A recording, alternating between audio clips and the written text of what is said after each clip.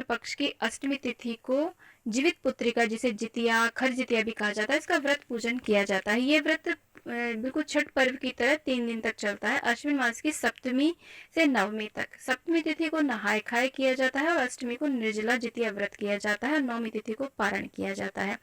तो फ्रेंड्स, आज की इस वीडियो में मैं आपको बताने वाली हूँ कि नहाय खाए हमें कैसे करना है। तो नहाय खाए वाले दिन सुबह के समय आप सिर से स्नान करें, हो सके तो वस्त्र पहन करके स्नान करें। वैसे ये स्नान जो होता है वो किसी पवित्र नदी, जलाशय, तालाब में किया जाता है, उसके किनारे ये पूजा की जाती है।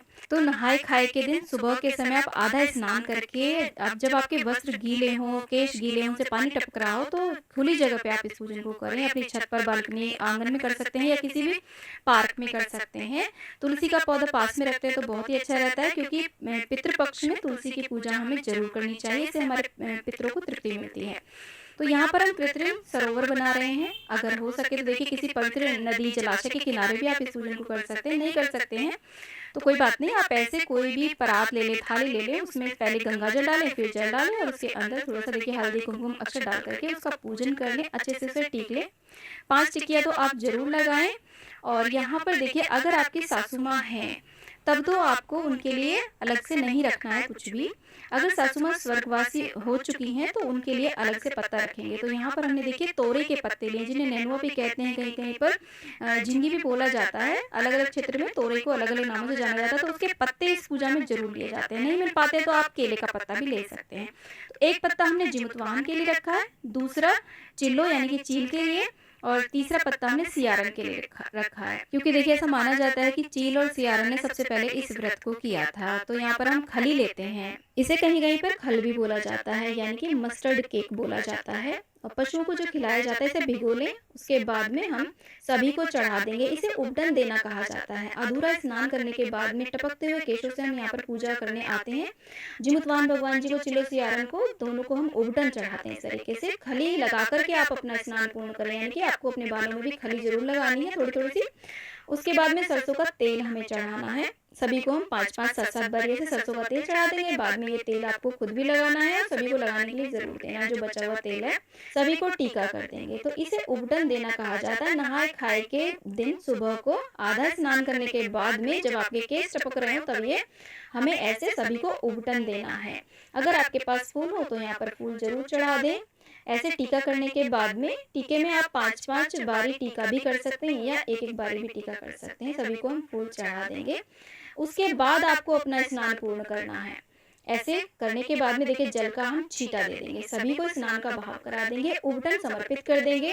अगर आपकी सासू माँ नहीं है, स्वर्गवासी हो चुके हैं, तो उनको भी हम ऐसे अलग से एक और पत्ता रख करके उनको भी हम उबटन समर्पित करेंगे। इन पत्तों को आप विसर्जन कर दें, किसी क्यारी में, गमले में डाल सकते हैं, किसी नदी सरोवर में आप इन्हें डाल सकते हैं। उठा करके आप साइड में इन्हें रख। यदि आपको खल नहीं मिल पाती है तो सरसों पीस करके भी आप चढ़ा सकते हैं। उसके बाद में स्नान पूर्ण करने के बाद में सूर्य को अर्घ्य दे करके फिर शुद्ध सात्विक भोजन बनाएं। जो भी आपके यहाँ पर बनता हो, इस समय में पूरी पकवान बनते हो, या तोरे की सब्जी जिसे नेनुआ भी कहते हैं, झींगी, सतपुतिया की सब्जी, अरबी मड़वा की रोटी और नोनी का साग भी कहीं कहीं पर बनता है। तो जो भी बनता है वो बना लें। उसके बाद में नहाय खाए भी यहाँ पर चढ़ाया जाएगा। तो जो भी आपने कृत्रिम सरोवर बनाया है अपनी छत पर, बालकनी में, खुले स्थान पर, जहाँ भी आप पूजन कर रहे हैं, कहीं पार्क में कर रहे हैं, थोड़ा सा तालाब बना करके, तो वहां पर आप जाएं। यानी कि पहले हम नहाय खाए चढ़ाएंगे, उसके बाद में नहाय खाए हम खुद करेंगे। तो शाम को सूरज होने से पहले हमें ये भी करना है।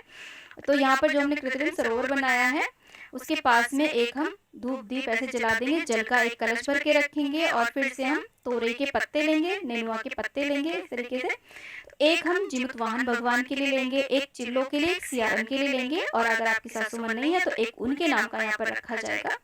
ऐसे हम सभी से प्रार्थना करेंगे नहाय खाए के लिए, नहाय खाए के लिए वो यहाँ पर विराजमान हो।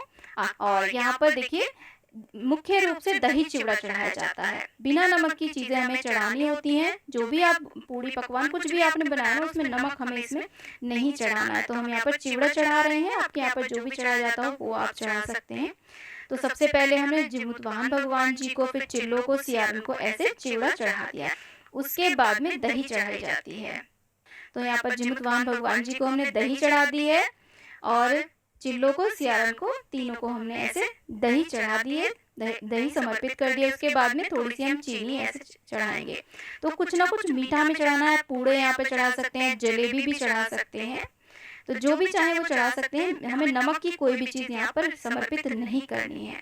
उसके बाद में कोई भी फल, आप केला, सेब, जो भी फल हो वो फल आप यहाँ पर चढ़ा दें। सभी को प्रार्थना करें कि वो ये सारा भोग ग्रहण करें।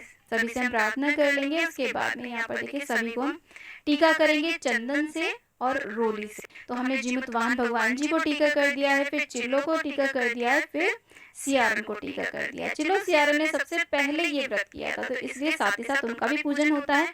अगर आपकी सासू माँ स्वर्गवासी हो चुकी है तो उनका भी एक ऐसे ही पत्ता हम अलग से लगाएंगे। जो हमने तालाब बनाया है उसका भी पूजन करेंगे। तुलसी के पास बैठ करके इस पूजन को करें, और कहीं कहीं पर अरियार बरियार के पौधे के पास में ये पूजा की जाती है। तो ऐसे धूप दीप दिखा देंगे सभी को। तो जीवित पुत्रिका व्रत में ऐसे नहाय खाए किया जाता है। ऐसे पूजा करने के बाद ही नहाय खाए का जो हमने भोजन बनाया ना वो ग्रहण किया जाता है। सेम इसी विधि से आप सरगी भी सुबह को जरूर चढ़ाएं, 4 बजे से पहले पहले सभी को इसी तरीके से नेनुआ के पत्ते पर आप सरगी चढ़ाएं। उसमें भी नमक हमें नहीं चढ़ाना होता है, नमक नहीं समर्पित करना होता है। धूप दीप दिखाने के बाद में सभी को हम इस तरीके से जल समर्पित कर देंगे, प्रार्थना करेंगे, क्षमा याचना करेंगे।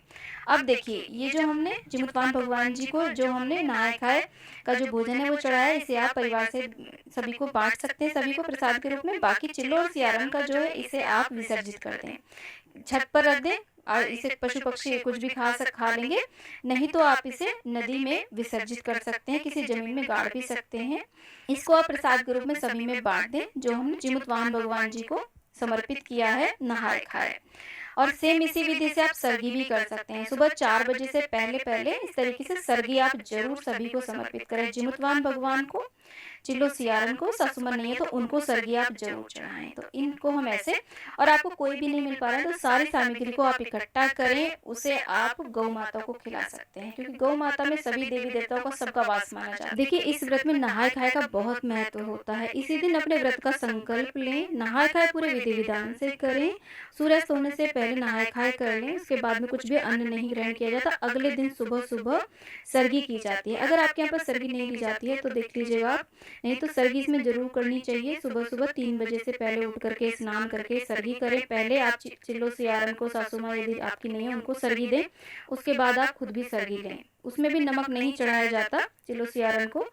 मीठा कुछ भी भोजन आपने रात में जो बना के रखा हो, दही चिवड़ा चढ़ा सकते हैं, आपने ओटगन बनाया हो या कुछ भी बनाया हो, ठेकुआ, मीठी पूड़ी पकवान कुछ भी बनाया ना वो आप चढ़ा सकते हैं। ऐसे हमें उन्हें करने के बाद में आप खुद भी सरगी करें। तो ऐसे उसके बाद में निर्जल व्रत रखा जाता है। पूरे 24 घंटे का निर्जल व्रत होता है। अगले दिन फिर इसका पारण किया जाता है। तो आई होप वीडियो आपको बहुत ही यूजफुल लगा होगा। वीडियो थोड़ा भी यूजफुल लगा तो प्लीज वीडियो को लाइक एंड चैनल को जरूर सब्सक्राइब करें, और कमेंट बॉक्स में जीमूत वाहन भगवान की जय आप अवश्य लिखें। भगवान जीमूत वाहन आप सभी की संतानों की सदा सदैव रक्षा करते रहें, इसी आशा के साथ में मिलती हूँ एक और वीडियो में। तब तक के लिए जय जीमूत वाहन भगवान।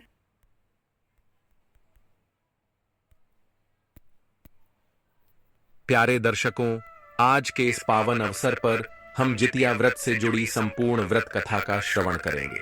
मित्रों, जितिया व्रत विशेष रूप